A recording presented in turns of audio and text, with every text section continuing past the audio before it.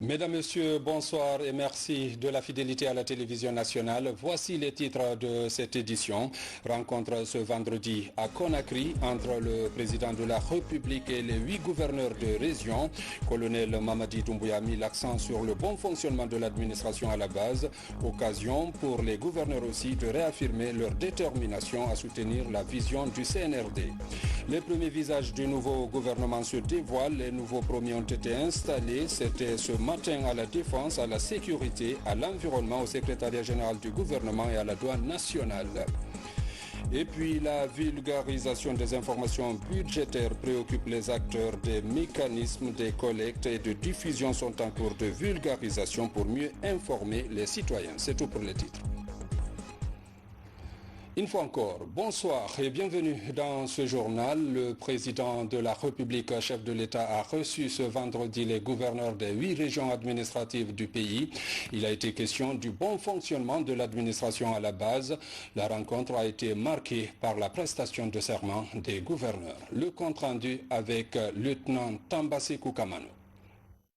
Un mois et demi après la prise du pouvoir par le Comité national du Rassemblement pour le développement CNRD, le président de la République, chef de l'État, le colonel Mamadi Doumbouya, a reçu ce vendredi les gouverneurs des 7 régions administratives du pays et de la zone spéciale de Conakry.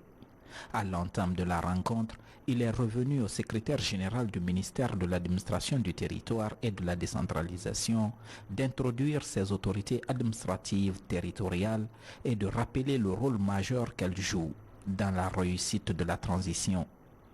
Nous avons, Excellence, Monsieur le Président de la République, eu une séance de travail avec Madame, Monsieur le Gouverneur hier dans nos locaux.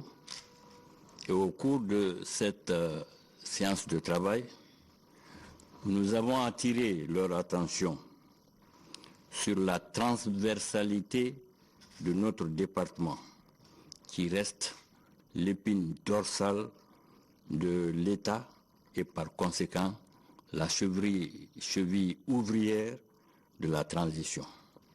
Cette transition, sans précipitation aucune, sera réussie par nous et avec nous dans le cadre d'un travail collectif empreint de sincérité et de loyauté envers le CNRD. Avec 33 préfectures, 333 sous-préfectures et 362 communes urbaines et rurales réparties sur l'ensemble du territoire national, les régions administratives représentent l'autorité de l'État dans l'arrière-pays. À cette rencontre, le doyen et porte-parole des gouverneurs a réitéré leur ferme volonté à œuvrer aux côtés du CNRD pour une transition inclusive et apaisée. Nous vous rassurons de notre ferme volonté à vous accompagner dans vos projets de société avec abnégation. Cependant, nous avons pris fonction dans les différentes positions avec des problèmes qui sont, entre autres, d'ordre financier, entre parenthèses, crédit de fonctionnement, mobilier pour certains, infrastructure pour d'autres, entre parenthèses, résidence, et enfin la logistique. Nous vous réaffirmons notre fidélité, notre engagement à vous accompagner pour mieux répondre aux aspirations de nos populations dans nos différentes juridictions. S'adressant aux gouverneurs de région, le président de la République a mis l'accent sur la restauration de l'autorité de l'État, la continuité de l'administration et la confiance entre gouvernants et administrés. Je voudrais ici tout simplement vous réitérer ma confiance pour représenter l'administration au sein des différents gouvernements, à savoir les 8. Je sais qu'il y a des problèmes dans le gouvernorat. Je sais que dans le gouvernorat, les prérogatives étaient perdues. Notre mission principale est de rendre à chacun ses prérogatives régaliennes. Pour la continuité de l'État, bien entendu, pour que chacun puisse travailler dans le respect, la dignité surtout.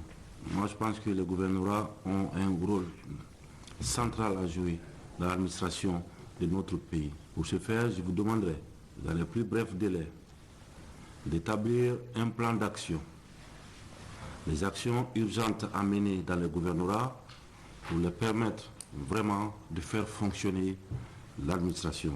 Après, dans le plan d'action, je voudrais qu'il y ait dedans les besoins urgents, car nous avons besoin de faire une refondation totale de l'administration en mettant en place les bases.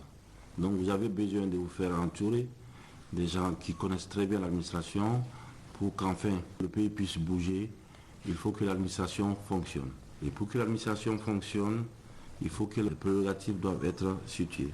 Et cette fois-ci, nous allons servir notre pays. Et pour ce faire, j'ai prêté serment le 1er octobre 2021 devant le peuple de Guinée à unir les enfants de la Guinée et aussi à rassembler tout le monde. Les régions administratives doivent voir l'exemple de la solidarité, des camaraderies qui est entre le gouverneur des régions et ses administrés. Nous allons cette fois-ci montrer et donner de l'espoir au peuple de Guinée par nos actes de rassembleur, par nos actes d'union, par nos actes d'exemplarité.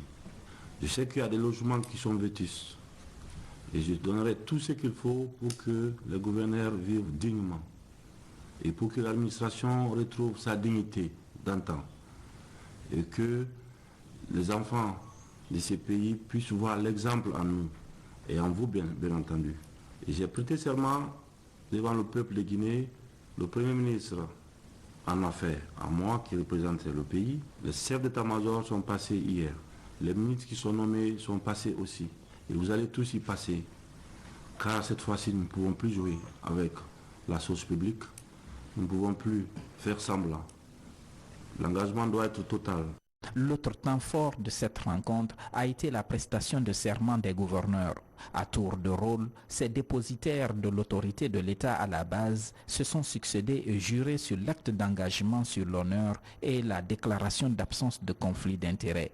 Je jure, moi, colonel Souma Robert, gouverneur de l'Abbé, sur l'acte d'engagement sur l'honneur et l'acte de déclaration d'absence de conflit d'intérêts. Je le jure.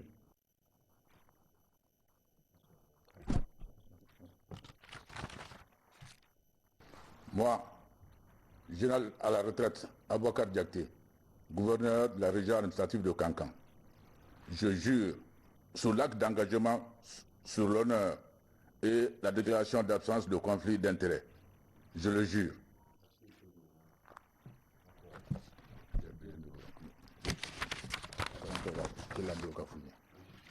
À la fin de cette prestation de serment, le président de la République est revenu sur le sens de cet engagement.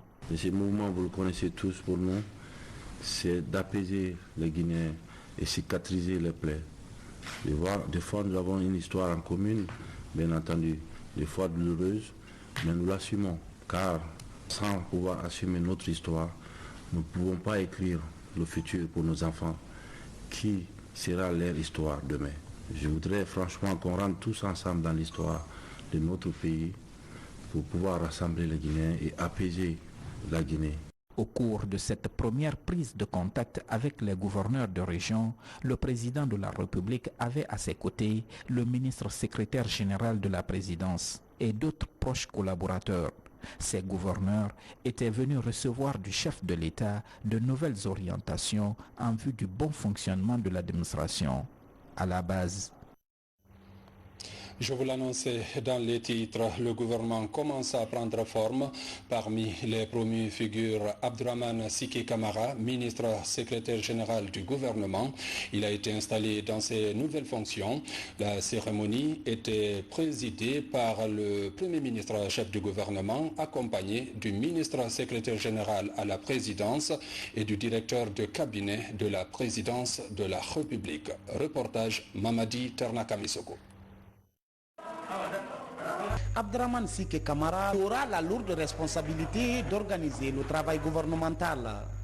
Nommé par le président de la transition, le colonel Mamadi Doumbouya, au poste de secrétaire général du gouvernement avec rang de ministre, le premier s'engage à accompagner le CNRD et son président à la réussite de la transition, amorcée depuis le 5 septembre dernier. Je voudrais avant tout remercier du fond du cœur Monsieur le président de la transition, chef de l'État, le colonel Mamadi Doumbouya pour avoir placé sa confiance en moi pour diriger le secrétariat général du gouvernement, dont l'importance n'est plus à préciser dans l'architecture gouvernementale.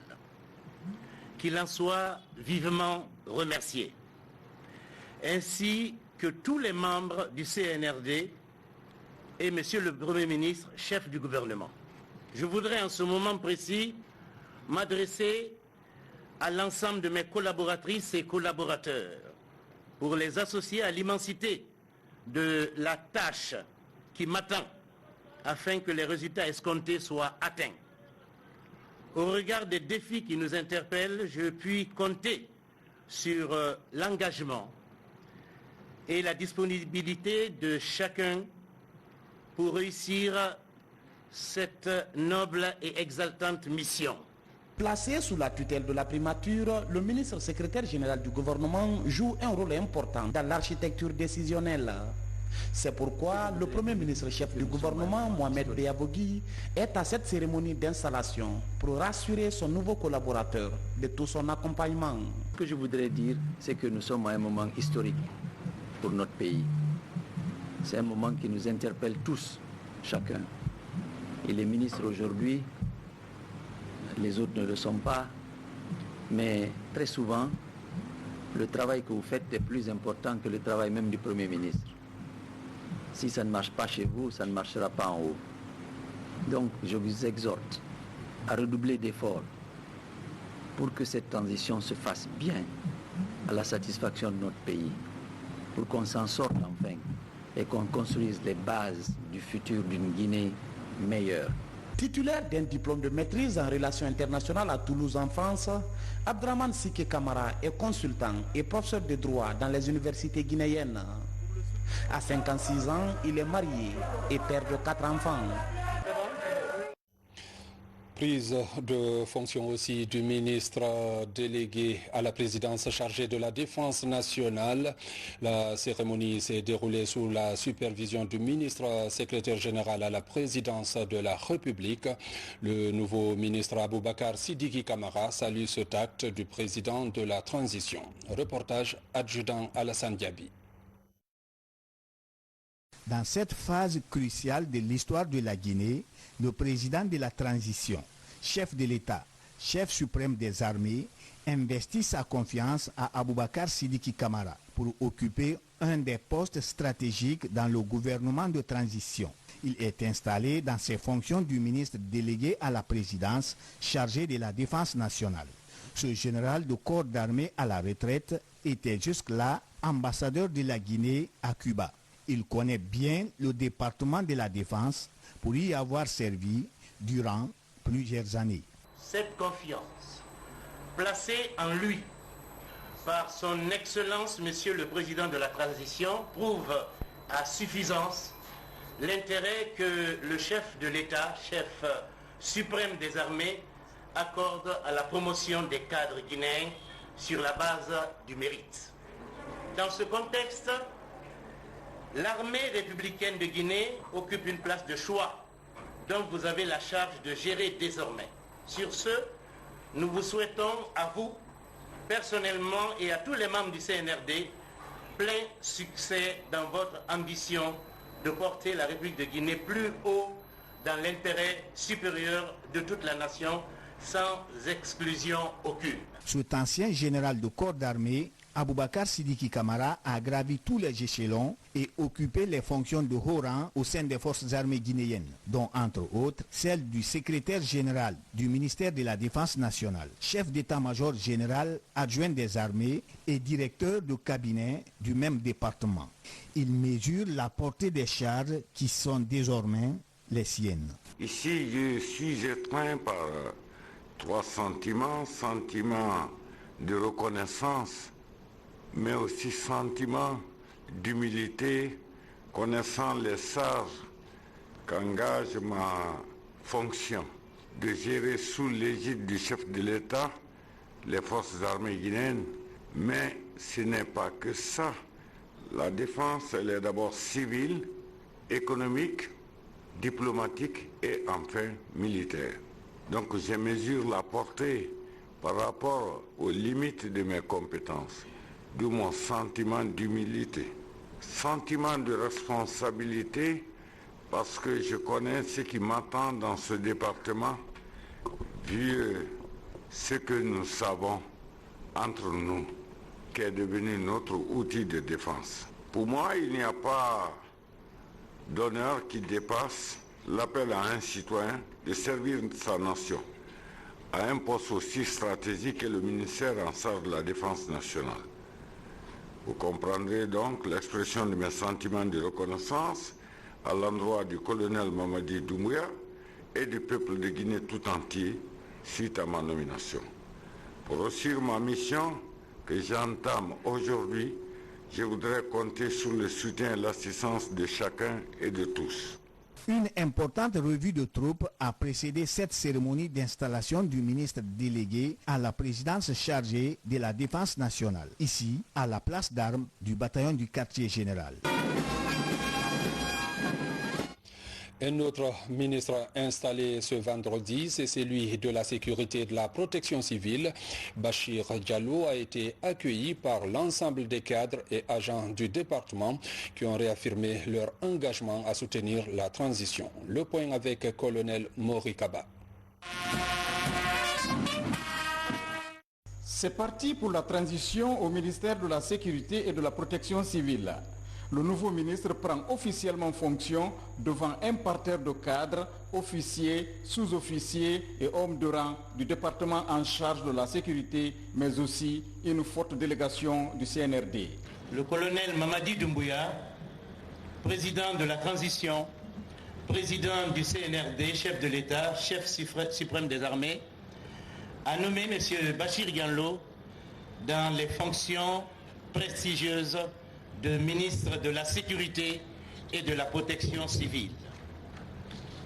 Cette confiance placée en lui par son Excellence, Monsieur le Président de la République, prouve à suffisance l'intérêt que le chef de l'État, chef suprême des armées, accorde à la promotion des cadres guinéens sur la base du mérite, de l'engagement et de la motivation des uns et des autres pour s'intégrer dans le processus de développement socio-économique de notre pays.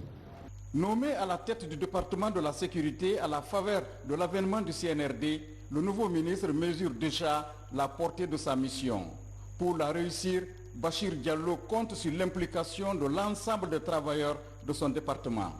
La tâche, elle est immense, mes prédécesseurs l'ont évoqué, car il ne faut pas ignorer que nous avons passé plus d'une décennie où le maintien de l'ordre musclé et qui tournait parfois au sang a constitué la mission presque exclusive de ce département et ce qui ne devait pas être le cas.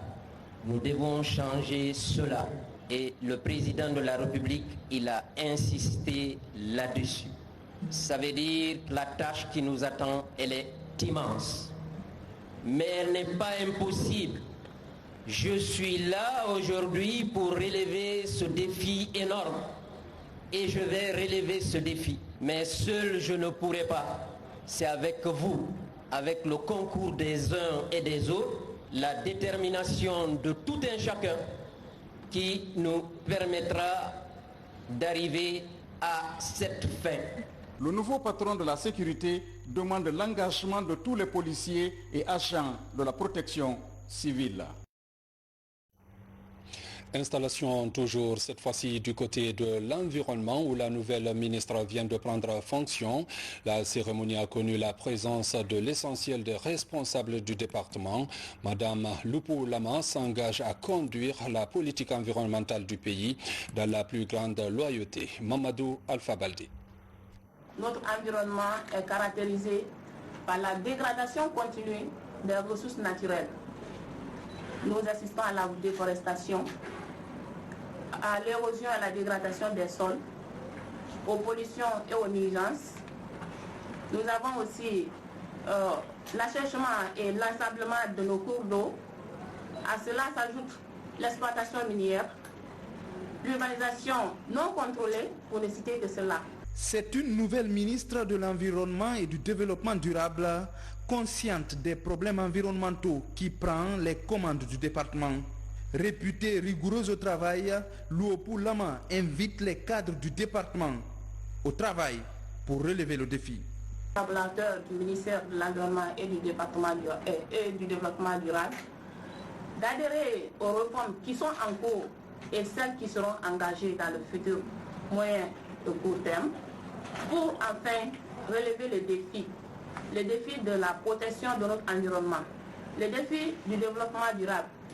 Le développement durable consiste à faire quoi? À exploiter de façon rationnelle nos ressources naturelles et à protéger l'environnement. La nouvelle patronne du département remercie le colonel-président et le Premier ministre pour la confiance. Elle promet de mener de profondes réformes conformément aux directives du gouvernement. Je voudrais aussi remercier très sincèrement Son Excellence Monsieur le Président de la République, chef de l'État, chef des forces armées, président de la transition, de m'avoir honoré en me confiant la conduite de la destinée de ce département noble, un département régalien à caractère mondial. À quelques jours de l'ouverture de la COP26, la nouvelle ministre de l'Environnement a déjà un premier chantier à conduire avec succès à Glasgow, en Écosse. Et au niveau des soldats de l'économie, à la suite des directeurs généraux, les directeurs généraux adjoints se plient aussi aux exigences du décret du colonel Mamadi Doumbouya. Le colonel Maki Agrebi Diallo, nommé hier jeudi, a pris fonction ce vendredi. La cérémonie a mobilisé plusieurs cadres de l'administration douanière. Reportage Mohamed Seyarsouma. Après la passation au poste de directeur général des douanes, place à celui de directeur général adjoint. Colonel Maki Agrebi Diallo remplace le général Oubou Zézé Guilavogui. Ce mandat que nous avons effectué avec mon directeur général des douanes sortant n'a été qu'un devoir, parce qu'on a servi notre nation. Donc aujourd'hui, c'est une suite logique. Quand tu travailles au sein de l'administration pendant des années, il faut attendre à la sortie. Et cette sortie, pour nous, elle est heureuse, dans la mesure où on part avec nos 5 sens au complet et avec un travail bien fait.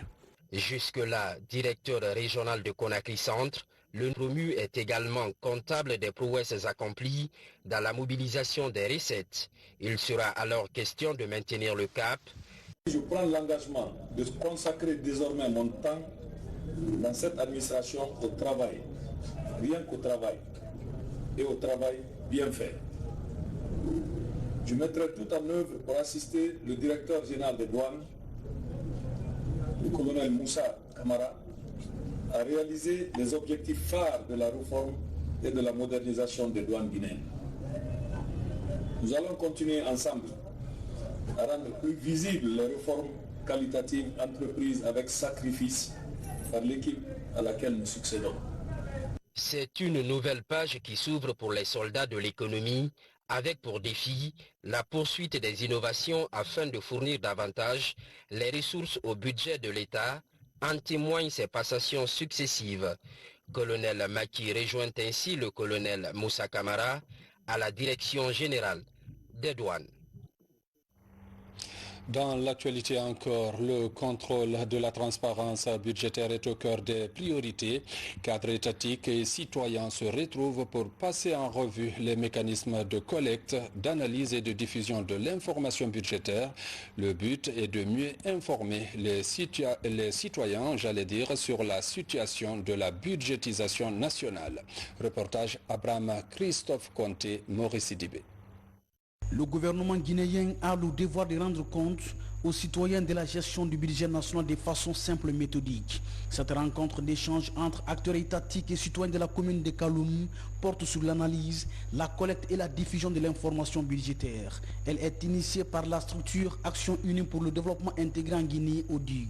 Nous avons commencé une vaste campagne de vulgarisation du budget national, c'est-à-dire expliquer aux citoyens à la base le contenu du budget, qu'est-ce qui est prévu pour eux, qu'est-ce que l'État a prévu de mobiliser et comment il compte utiliser pour créer le bien-être qui est le rôle principal de l'État. Cette présente session entre dans le cadre du projet Contrôle démocratique et de renforcement de la transparence budgétaire en Guinée. Elle cible tous les agents publics impliqués dans le processus budgétaire. Elle devrait permettre d'améliorer l'accès et l'utilisation systématique de l'information budgétaire. C'est pour consolider les acquis de transparence dans la gestion des affaires publiques. À travers les séances d'échange d'aujourd'hui, j'ai compris, ainsi que d'autres, comment est-ce que le budget doit fonctionner, comment est-ce que le budget est voté. Moi, je pensais que le budget, c'est de l'argent, mais j'ai compris à l'issue de cette rencontre que le budget, c'est d'abord une intention. Quand vous prenez un développement, il faut toujours qu'il y ait des moyens, qu'on appelle budget. J'étais venu pour demander à l'autorité communale quelle est la partition du budget national dans le cadre de l'accompagnement. Au regard des exigences qui s'attachent à cette activité, l'ONG Action Unie pour le développement intégré en Guinée entend multiplier les séries de communication entre acteurs gouvernementaux et les citoyens. Cela pour mieux éclairer les actions des budgets nationaux au profit des citoyens. Éducation, la reprise des cours est effective, il faut le préciser. Du côté de Touba, plusieurs infrastructures ont été inaugurées. C'est l'œuvre des ressortissants déterminés à soutenir le développement de la localité. Reportage Bernard Tonguino. Située à 45 km du centre-ville de Gawal, la commune rurale de Touba inaugure ses nouvelles infrastructures sociales. Une école, une nouvelle station de radio communautaire, un centre de santé et une mosquée rénovée. En ces jours de la rentrée scolaire, les nouvelles réalisations ouvrent leurs portes. L'œuvre est des associations APFAT et Benkanto.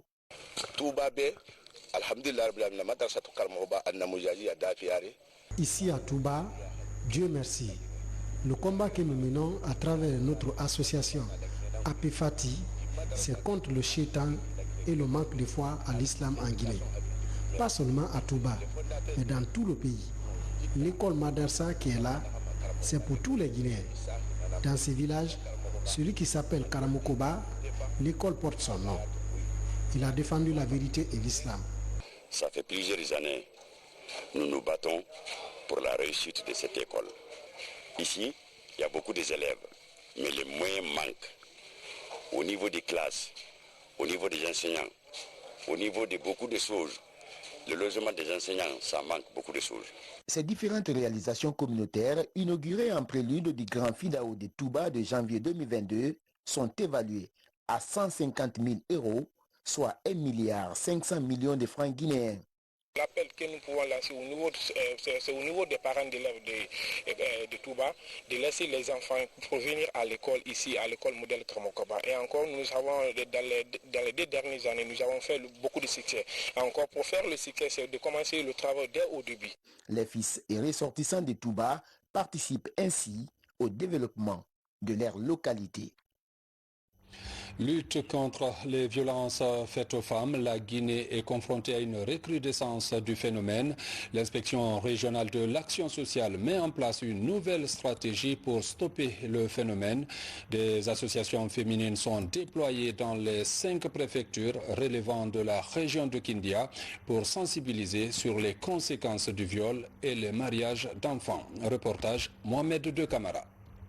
L'accélération de la lutte contre les mutilations génitales féminines, le mariage d'enfants et le viol sur mineurs est une priorité des responsables du ministère de l'Action sociale de la région de Kindia, appuyé par l'UNFPA. Il lance une campagne de sensibilisation d'envergure dans les 5 préfectures qui constituent la région. Les filles leaders et autres associations féminines seront déployées sur le terrain pour faire du porte-à-porte.